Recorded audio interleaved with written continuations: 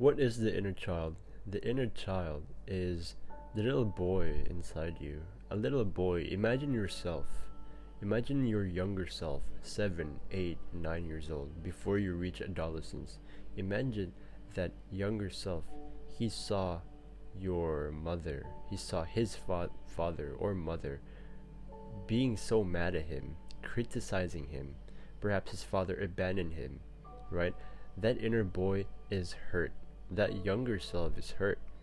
That is the child within you that you carry for over the past decades until today. It's the little subconscious mind within you that is originally created by Jungian. From the Jungian psychology, you can search that up yourself. But basically, this inner child is the subconscious mind within you that you still carry for over the past decades into your adulthood, and you don't know that it is unconsciously affecting you or subconsciously affecting you, who you are today, and how you learn, how you talk to people, how you sorry if you can hear any background noises. I live in an apartment where there's a construction thing that is happening right now. But yeah, and there's like a school. There's school like right beside my apartment. Besides the point. So the inner child in you.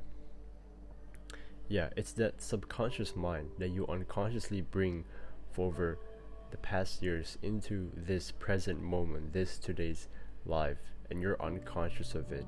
And that trauma that your younger self had to endure wasn't processed fully. It was an unresolved trauma because whatever happened in that moment or in that specific scene, no one is telling you that you're okay. No one is telling you that you're a child, that you cannot process all of this, and you like in that moment where the trauma like actually happened, no one is there for you to protect you from that trauma. And so that scene or that moment will be left hanging like a cliffhanger. It will be left hanging unresolved. You get what I mean, right? Unresolved. It's not concluded, right? No one is telling you anything about that trauma.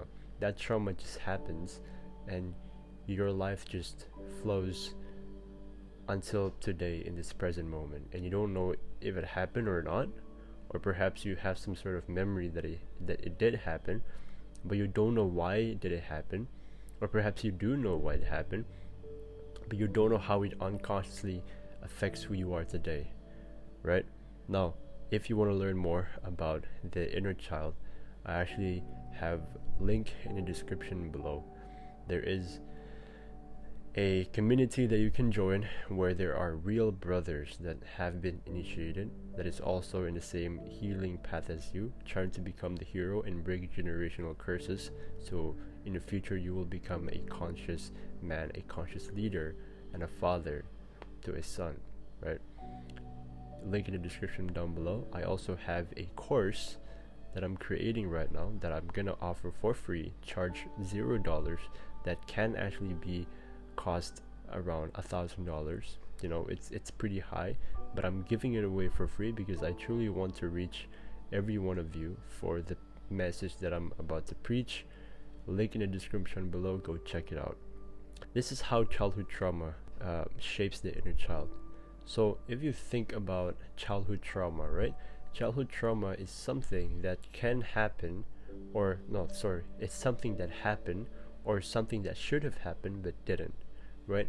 A trauma, if you know from the word trauma itself, I'm actually not sure what the definition of trauma itself. Let's search it up real quick. What is trauma? I actually remember, but I forgot.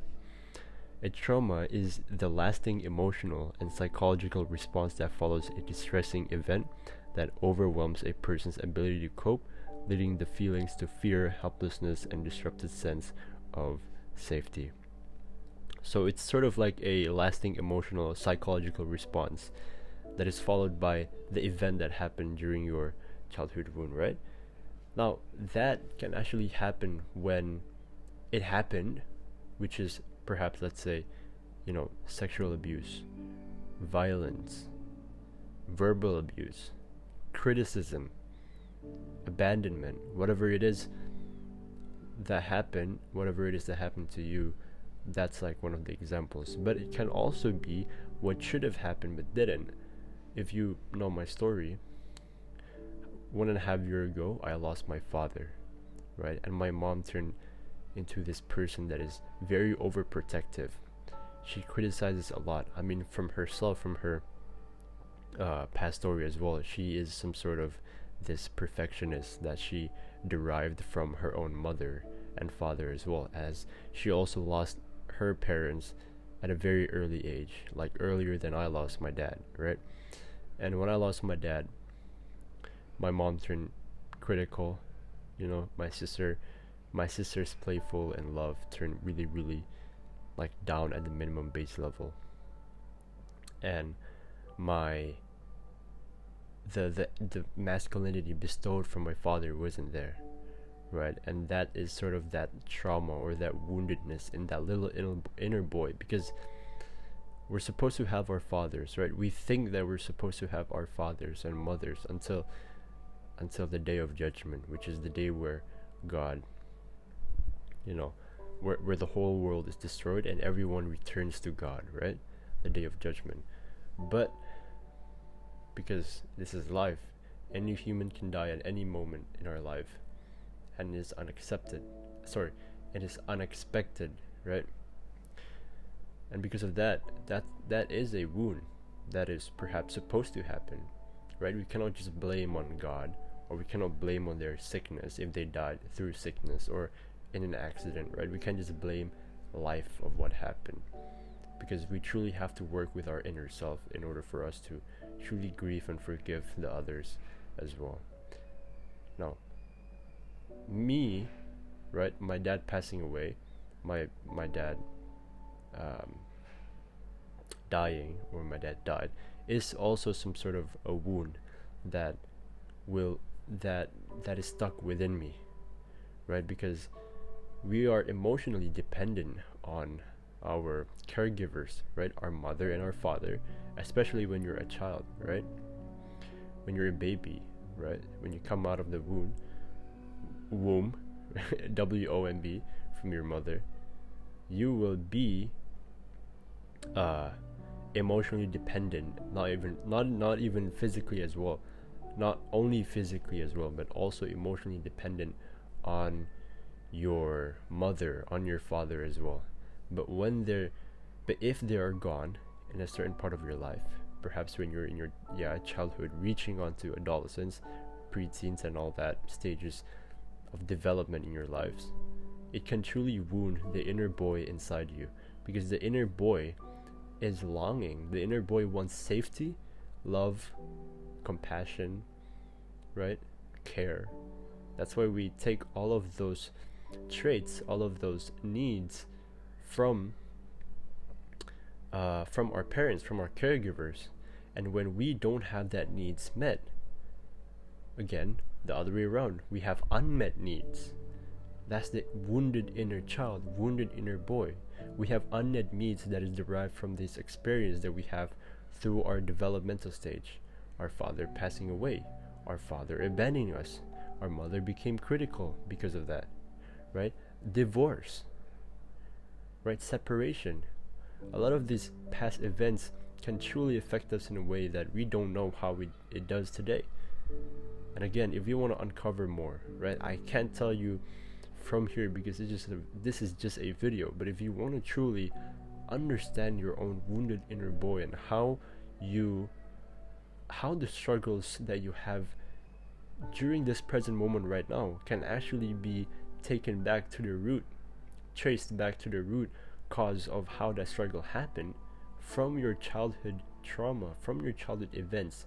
Because let's say today you feel sort of, you don't feel worthy of yourself, right? When you don't feel worthy of yourself, when you don't feel like you're enough to the world, when you don't feel like you belong here inside in this world, you're not worthy of love, you're not worthy of compliments, you're not worthy of this or of that, We can link it back to your childhood. How was your childhood like? It can derive from the mother, from the father, and both of them have different roles, right? If we're talking from the perspective of a guy, of a boy, we need masculine energy. We need to receive from our father, right? Active intervention, initiation, right? If our father doesn't give us that, then we will externally chase validation outside outside of our inner self, right? External validation, maybe we get achievements, we get goals and stuff. The mother is full of compassion, love, unconditional love that a mother is supposed to give towards us. But if there is perhaps some sort of conditional love, right?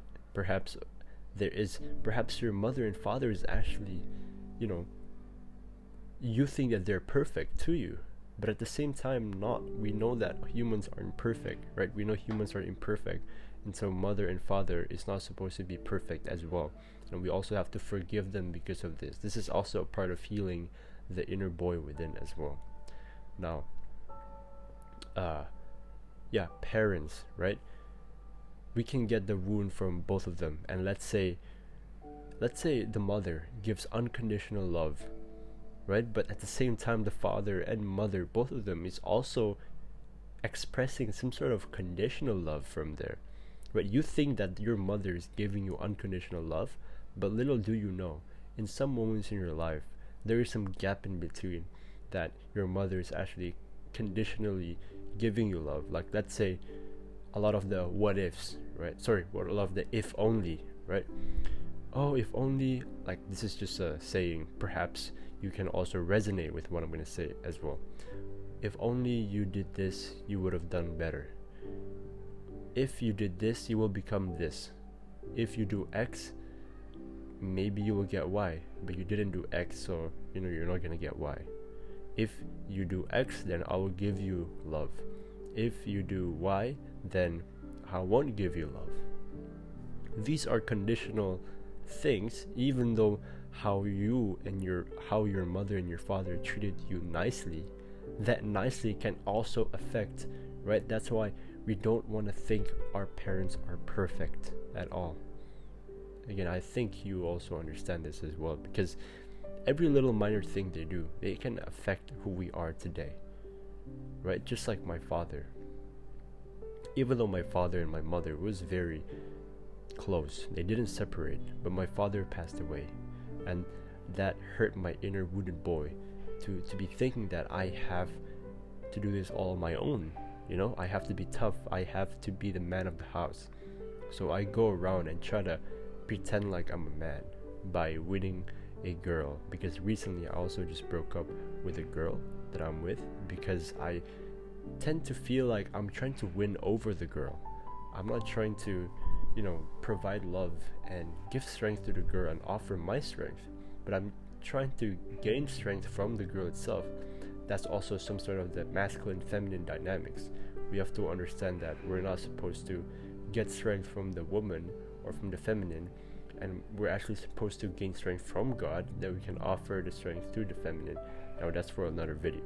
But what I'm trying to say right now is some sort of examples that you can see if it clearly resonates with you. Because if it does, then you have a wounded inner boy within you. And if you want to work with me again, link in the description below, we can book in a call and we can work with each other on healing your own inner child. So these are the signs of your inner child taking over your body. So when your inner child is taking over your body, it means that the immature reactions, immature behaviors, and immature triggers are within your body right now. Right? Imagine you're in an argument with someone and you feel blamed, you feel like you're wronged, and you feel that's some sort of a threat to you.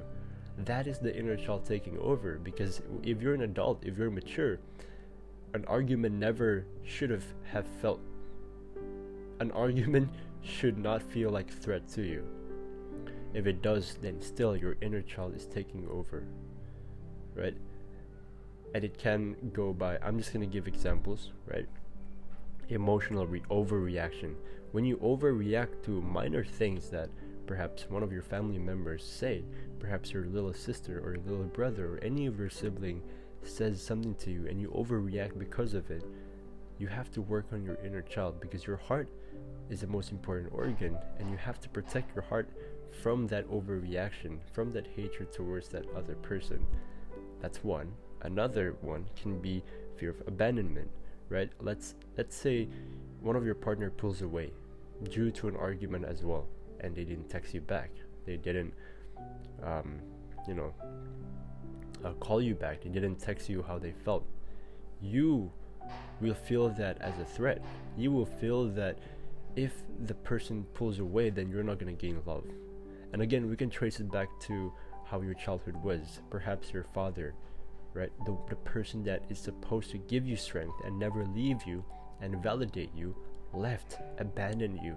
So you feel that sense of unworthiness. You feel that sense of you're unseen, right? You feel that sense of father never, I don't deserve love from father, because father thinks that I'm not worth his time, I'm not worth his love, I'm not worth his care.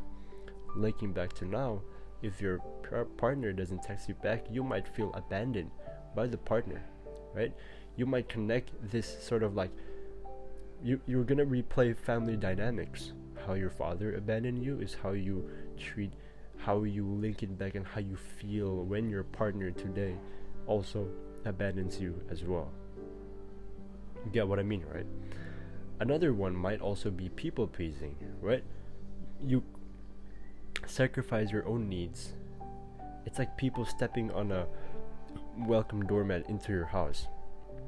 You sacrifice your own needs for their own hearts, for their own needs. You sacrifice your own heart for them, right? Because you're scared if you don't, you will make mistake. This is also some sort of the perfectionist complex that you want to sort of work around as well. Saying no feels unsafe, so you say yes to everything. You don't have some sort of boundaries that you're supposed to, because you're a nice guy, right? You're a nice guy, not only to romantic relationships, right? I don't want to talk about romantic relationships only, because when we truly work on our inner self, especially with the person that we're close to today, which is our family members or our cousins, relatives, siblings, mother or father, if they're still alive as well, if we work with our inner emotional needs with them and forgive and do all these healing things, then when we bring ourselves to relationships, we're going to be more safe in relationships, secure and grounded as well. Another thing can also be avoidance, right? If you keep on avoiding, there's some sort of attachment to there. You keep on avoiding the person, right? Avoidant is the avoidant one. When you're in an argument, you shut down so you go away, but then you want to go back again. That sort of attachment, it also indicates that you have some inner child woundedness that you also have to heal as well. Now, the growing up too fast wound, or the grew up too fast wound. Now, the grew up too fast wound is also one of the wounds that we have to keep saying to ourselves, because this might also be you if you resonate with this as well. Because for my experience, from my own story, I'm going to be talking about my own story as well. My father also passed away pretty soon, right? And that affects me and my little sister as well, as my little sister is 10 years old and I'm also like 15, 16, right? And that's also growing up too fast, because again, we emotionally depend on our caregivers, and one of them is our father. I emotionally depend on the strength of my father. My strength is dependent on him, right? And if he passed away early, I'm not going to be able to receive masculine energy, receive wisdom and care from him anymore. Also, my little sister as well, you know exactly the importance of a woman, the feminine, right, the girl, having a very bonding relationship with the father. And if the father passed away, man, she's not going to get validated by anyone else, right? Because every girl have the question of, am I lovely? And every boy brings up the question of, do I have what it takes? But if the biological father passed away too early in that developmental stage, then it's going to disrupt the stage. It's going to disrupt who we are and how our own story affected who we are today. And so that's the growing up too fast wound. We might not be able to be playful. We might not be able to depend on our caregivers, because we can. Then we need to emotionally depend on ourselves, which we can't yet. But of course, there's always a healing process. So that's why the healing process is called reparenting our inner child. In order for us to successfully, and in order for us to heal the inner child, to heal that inner boy within, we have to reparent the person. We have to reparent our younger selves, right? Our younger selves right now is not physically there, but again, it's subconscious, it's emotionally there. And there are a few steps taken to heal your inner child by reparenting him, by reparenting. Because our father passed away, he can't parent us anymore, right? Or our mother passed away, she can't parent us anymore, or our little sibling. And so we have to parent ourselves and parent our little sibling as well. One of the few steps to do that is to really first acknowledge that wound, right? I'm gonna just give you a brief few steps on how you reparent. Again, if you want to know more, link in the description down below, and I have a course that I'm creating, that I'm making, on how to reparent your inner child. You can check it out, and a community as well. Now, a few brief steps that I want to say on how you actually reparent the inner child is, first step, you actually have to acknowledge the wound. If you don't acknowledge it, if you don't bring whatever unconscious shadow that you have that is affected by your childhood event or trauma into the light, into the surface level, in order for you to see and acknowledge, then you don't have anything that you can work with. Now, the second step is to notice how that childhood trauma affects who you are today, how your old story affects your present story, how your past story affects the story that you have today, right? Perhaps you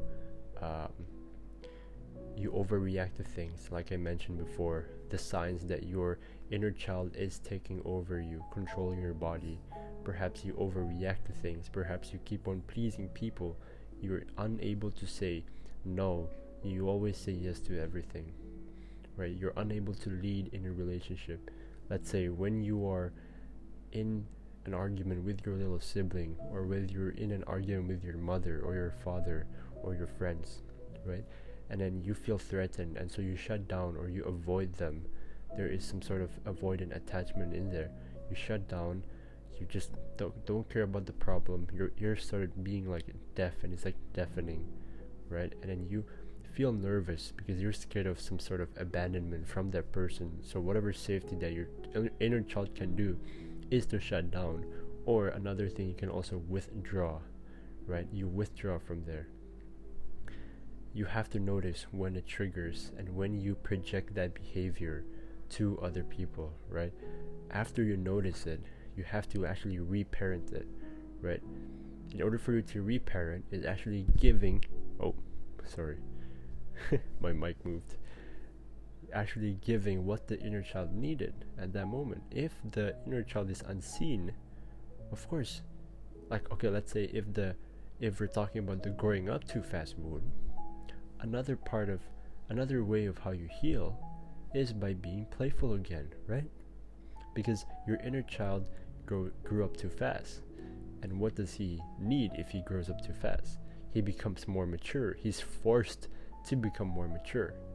So of course we don't want to be immature, but we want to still have the traits of like an immature little boy that is a divine, that just, that is still a virgin, right? You want to be playful. Go outside, touch leaves, take pictures of them, swing, climb the trees, right? You want to be playful again. You want to show that your body is safe. Your body is safe to be playful. You don't have to mature that much yet.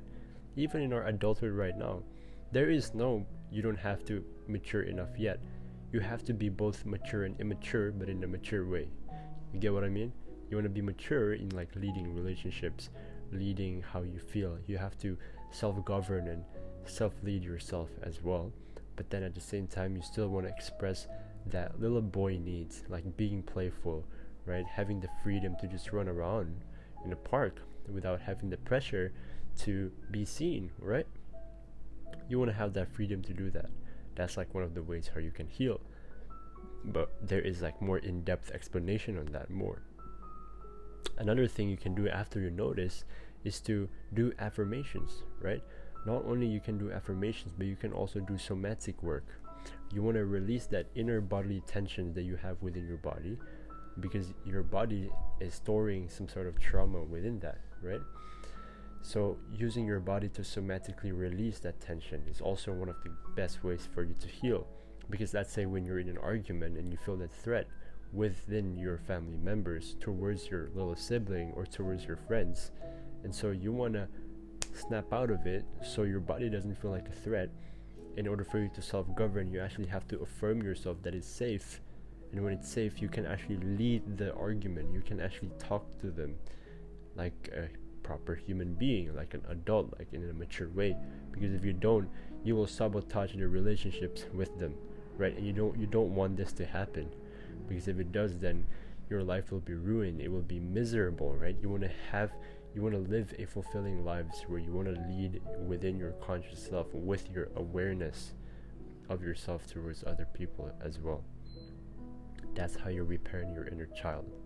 So what you want to do is acknowledge, and you want to notice the triggers or behaviors, and then you want to do affirmations, right? Because and as well, the affirmation needs to be connected with God. That's also another key that I want to add as well. Because if it's not connected with God, you're just living in yourself. You're self-centered, right? You want to submit and surrender whatever woundedness and the problem that you have to God. Because God is, again, the ultimate healer here in this space, and what we're doing to heal. He is the ultimate healer, right? And in order for us to actually heal, we have to approach this in a divine way. So bring that woundedness into God. You notice the triggers, right? You do affirmations that God loves you with the scriptures and all, and then you want to somatically release that inner tension within you. Now, I'm going to make more videos on this, and if you want to check it out, link in the description down below. I'm creating a full course on how to heal and repair your inner child. So, and also doing somatic work as well, like breathing exercises, the things you can do every day, some daily affirmations as well for believers. So because I'm a Muslim myself, I also focus to people that are not Muslim, Christians, Catholic. You're a believer, you believe in God, click the link down below, join the community, ask me a question, actually book a call with me as well, because I want to spread this message to people, as many as I can, right? As much as I can. And I want to help you heal your inner child as well. If you're a victim of a childhood trauma, click the link down below, text me, book a call with me for free. I don't charge anything. And I also have a course that I'm creating right now, upcoming, that I'm gonna charge for free, no cost at all. You can just watch it and you can learn so much from it, right? I'll see you around.